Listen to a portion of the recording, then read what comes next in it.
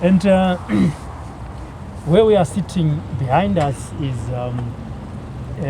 popularly known as Enterprise Road, but now known as Emmerson Dampodzo Mnangagwa. And there is a lot that is going on within this place.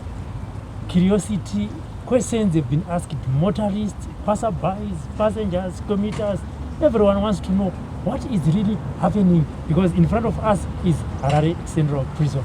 But just hold on, this is the time for your answers, for you to get answers from whatever is happening here. So there is quite a lot of development that is going on within this place. Just in brief, if you could tell us, and for the benefit of viewers also, what is going on here? This is more of a paradise park. Mm-hmm. I am sure if you go around Harare, you won't find a good place with the fresh lawn, flowers, those. What is happening here and what is going to be happening here, this is a showroom. Okay. Remember I said we are doing the motor assembling project as part of skills training to our inmates. Those motorbikes will be displayed here, somewhere over there where you can see some inmates are still preparing. So as you pass through the former the former Enterprise Road, which is now the Emmerson Mnangagwa Road, it's easy for one to notice that at that beautiful garden, at that beautiful place, there are motorcycles which are being sold there. Okay. So there will be a lot of activities here. The motorcycle being sold here.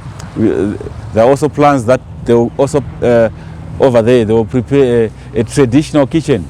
Okay.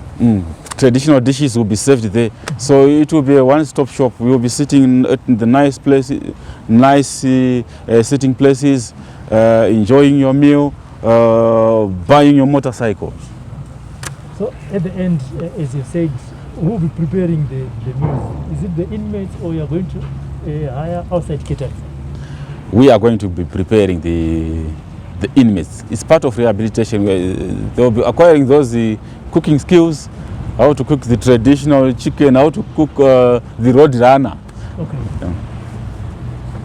Oh, that's wonderful. There you are, viewers.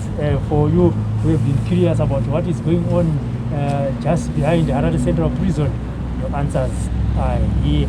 And as has been said to the outside world, if you think you have a project that you want to do with ZPCS, just knock on their door. Their doors are open. They want to rehabilitate offenders so that every time when they come out of prison, they are a changed person. And also remember to engage them after they've been released so that they won't come back. Thank you and join us in the next program.